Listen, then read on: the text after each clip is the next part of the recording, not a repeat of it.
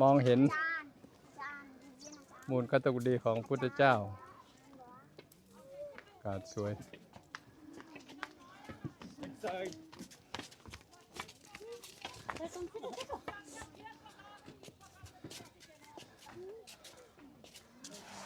บรรยากาศสุดยอดเลย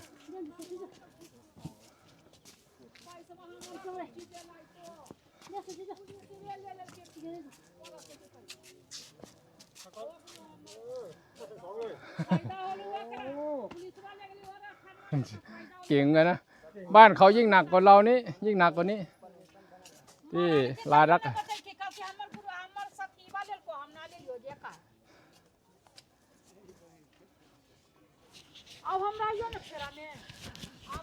เป็นที่บนกันตกุฎีของพุทธเจ้า